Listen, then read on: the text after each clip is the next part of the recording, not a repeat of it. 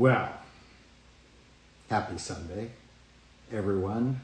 I hope you're having an amazing day here in Southern California. It's cool, it's overcast, and quite frankly, it is amazing. So I was getting ready for this chat. I know so many of you have already taken the Dragon Quiz. We've had over 2,000 people, and it was just released this week.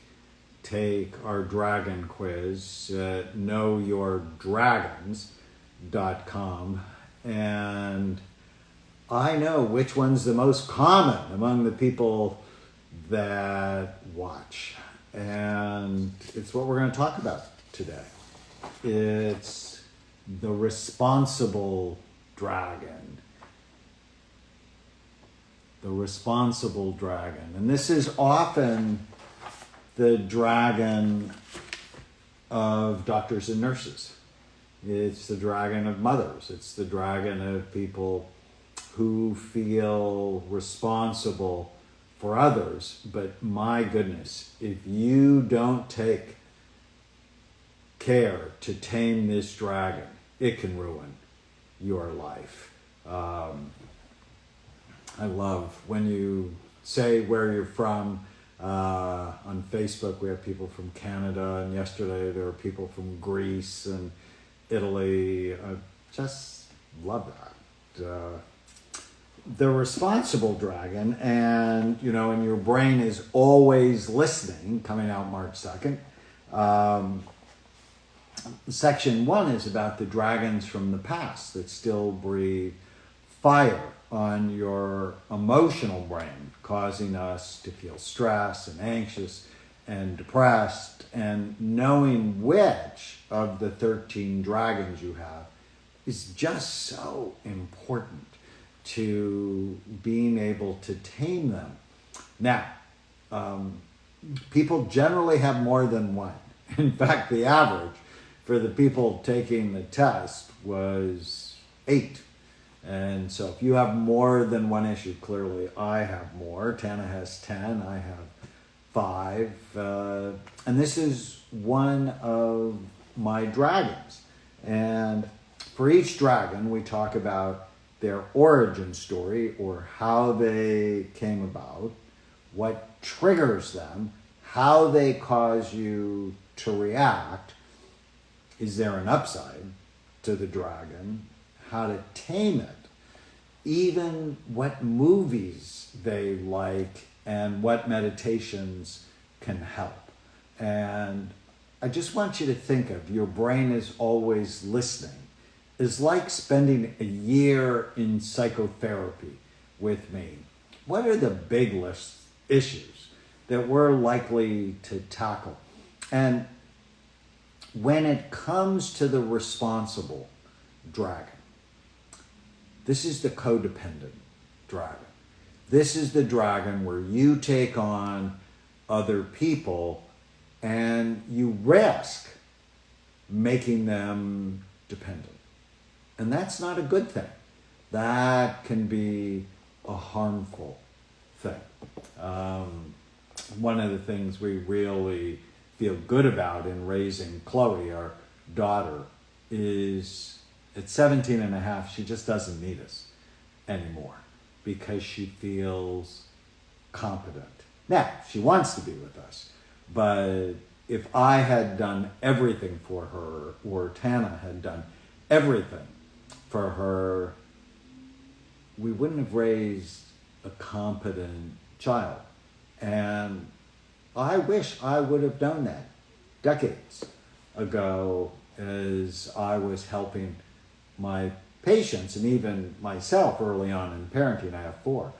I wish I would have known, because I have a tendency to just want to take care of people. So the origin of this dragon is when you feel liable for the pain or situation of others, often because you felt powerless to help someone you cared about, such as a parent or sibling who is suffering. This is rampant during the pandemic, when hospitals would not allow family members to visit sick or dying loved ones, or you felt insignificant and fixing other people's issues helped you feel significant. So in my primary dragon, the abandoned, invisible, or insignificant dragon, clearly led me to want to be a doctor, to want to be significant, to help people. And as a doctor, I love that. I mean, it just totally fits who I am. But in your personal life, you can take on too much. And actually, when you do that, you can begin to breed resentment in other people. So it's all over the place with COVID. The oldest child in a family often feels a natural sense of responsibility for younger siblings.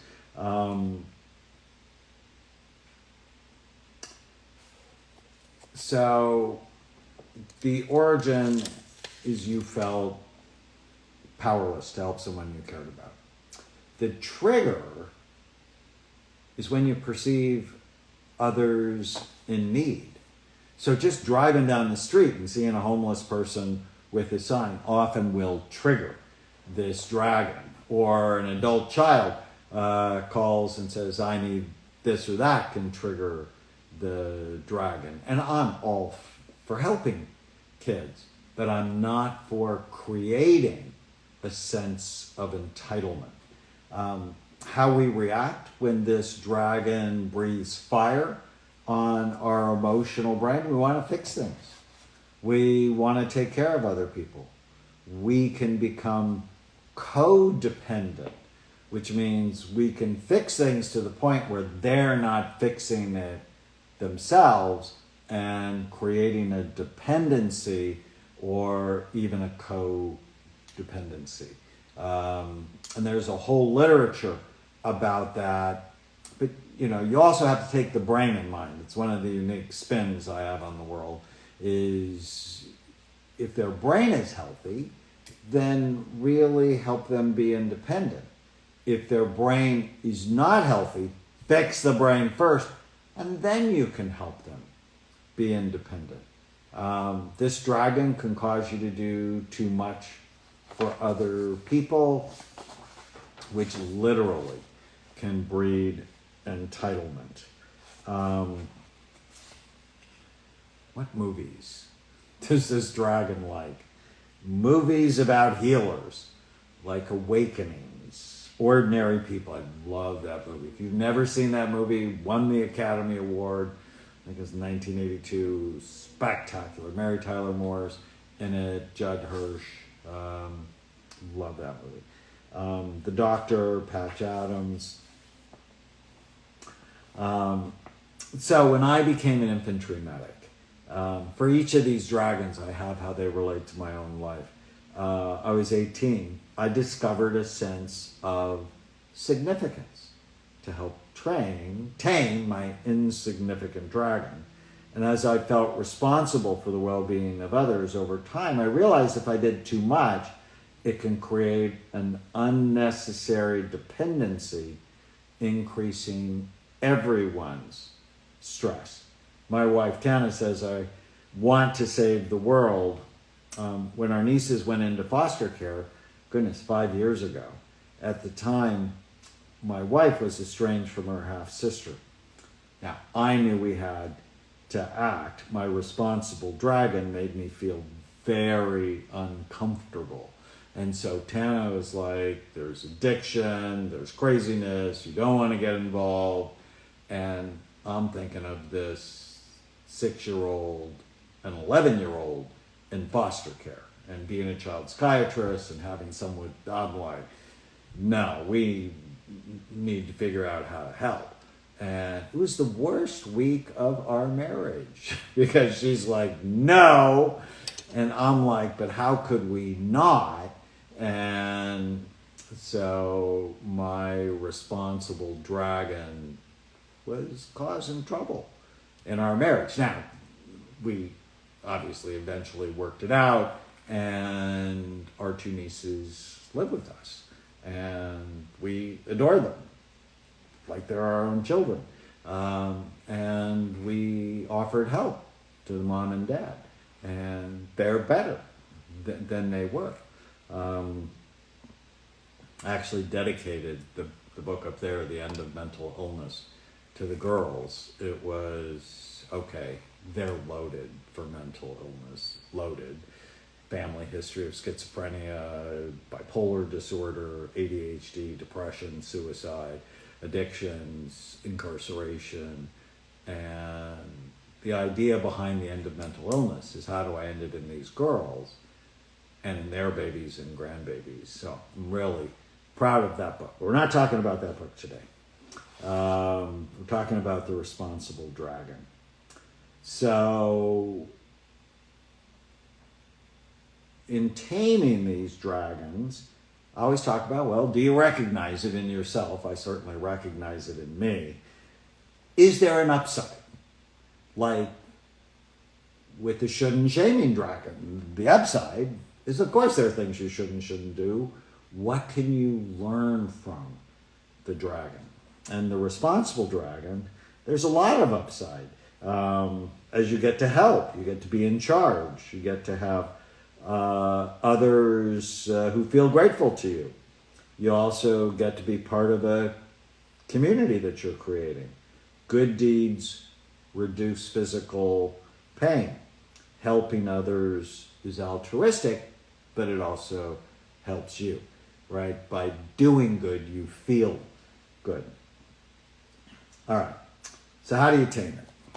Realize when you're doing too much for others, and that can create dependency, codependence, and bitterness. And so you want to do enough so that there's like a net under them, but not too much where they cling to you and put too much stress on you. And this is from a parenting standpoint. I love the program Parenting with Love and Logic. I love it so much that we're now the worldwide distributors for Parenting with Love and Logic, because basically it teaches kids responsibility so that you can tame this dragon and help them be competent. You have to realize that self-care is not selfish.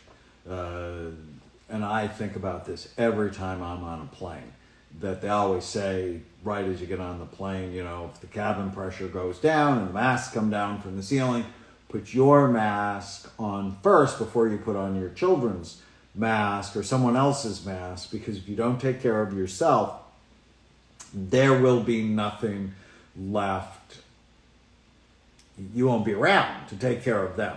So self-care is essential. And too many moms don't practice this, especially moms with handicapped kids. They end up doing everything for the kids, and they lose their marriages, or they get depressed, or they lose their sense of themselves because they don't put self-care.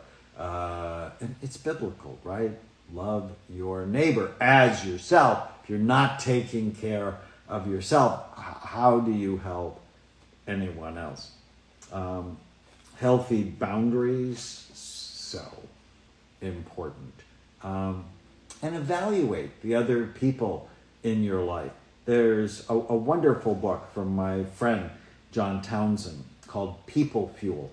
And he lists 7 different kinds of people in your life.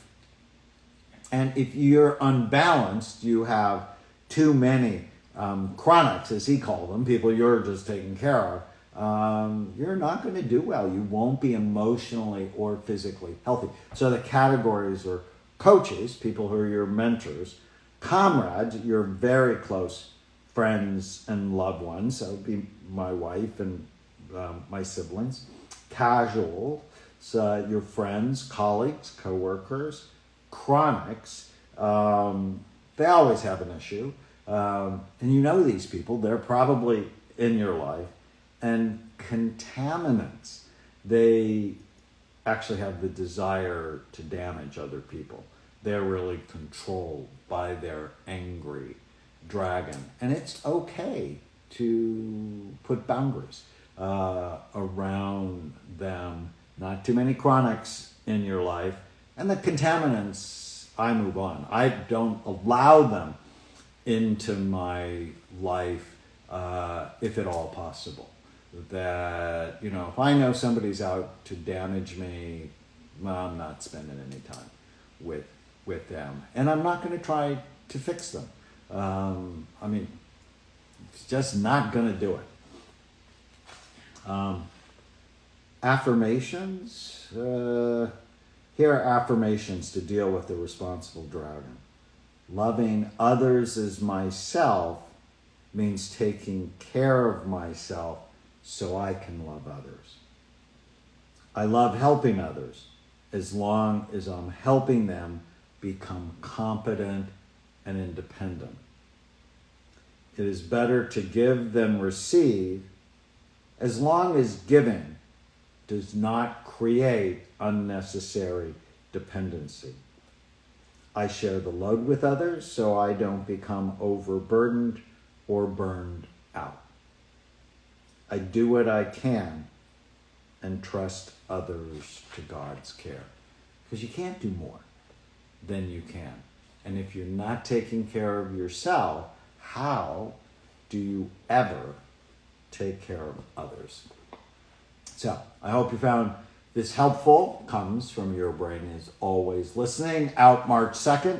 A couple of things you can know about your dragons, knowyourdragons.com, and it's like 6 minutes. Take the questionnaire. We'll tell you which of the 13 dragons, or how many of the 13 dragons that you have.